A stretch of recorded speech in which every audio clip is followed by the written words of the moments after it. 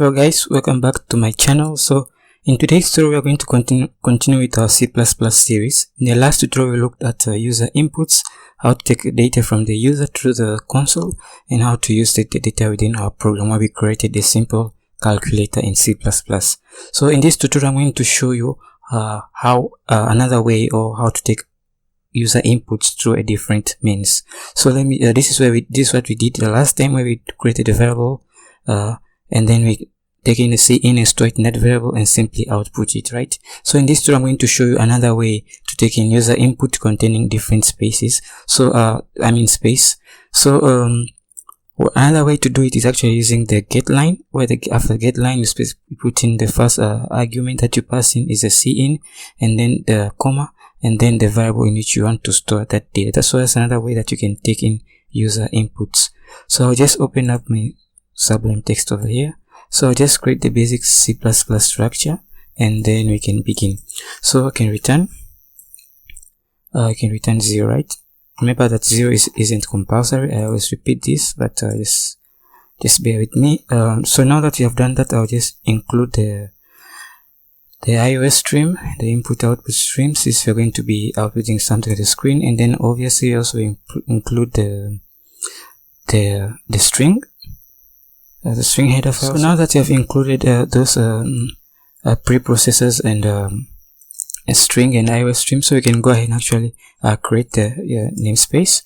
So you should be getting familiar with this by now. So using namespace std, so we just use the standard namespace.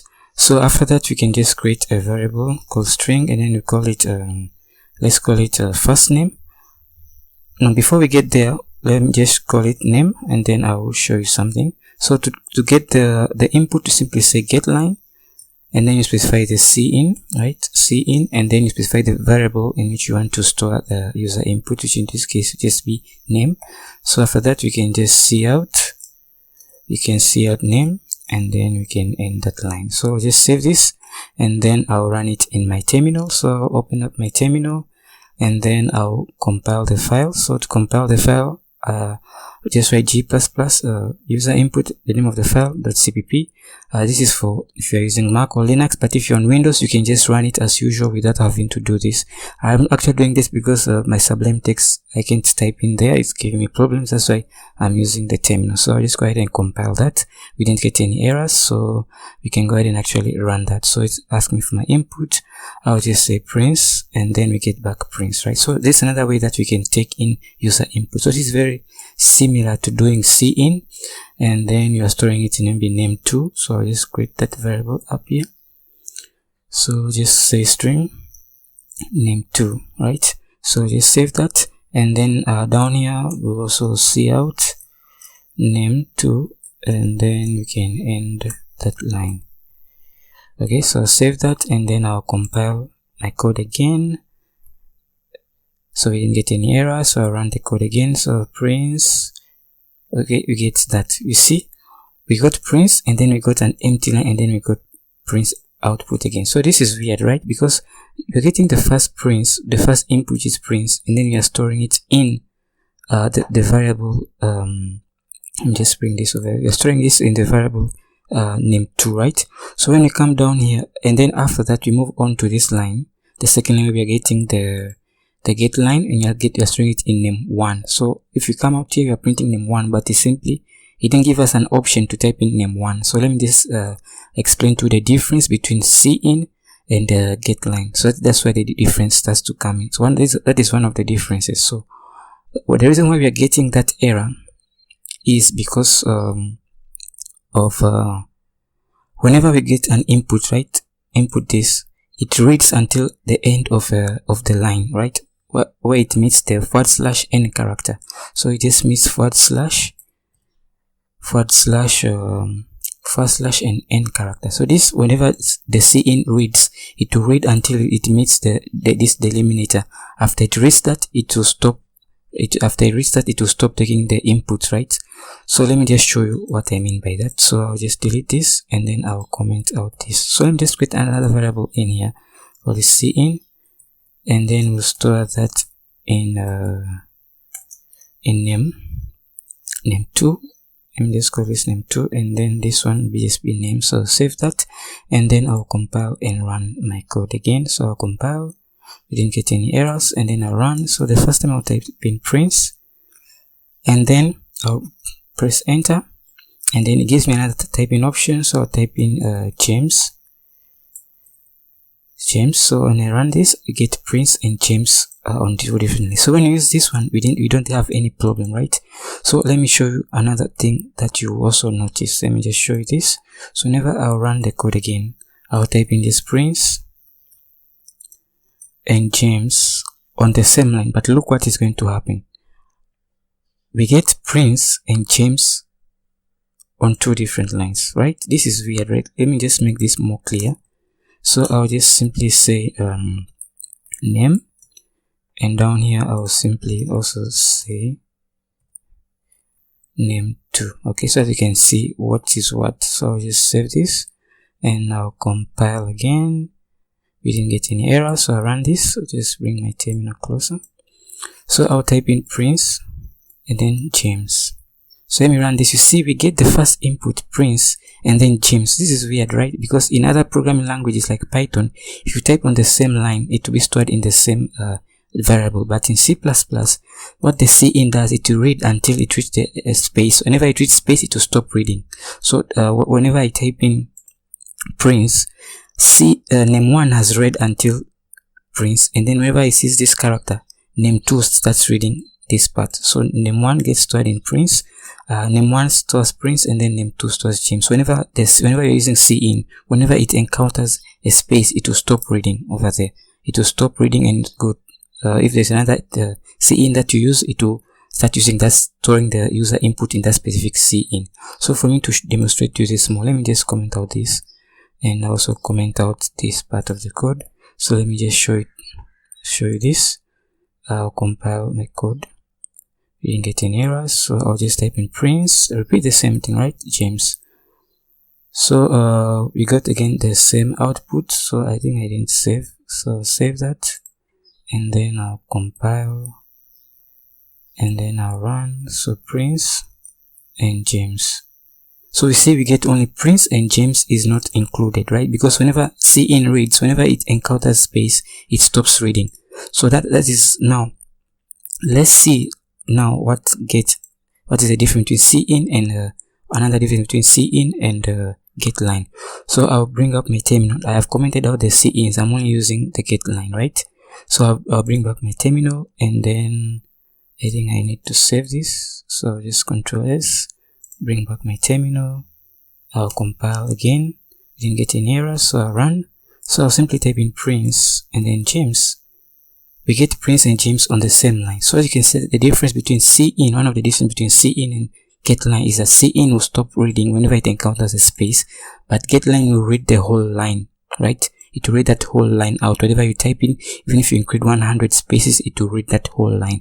But cin will stop reading the user input whenever it encounters a space. Okay, so now having said that, let me just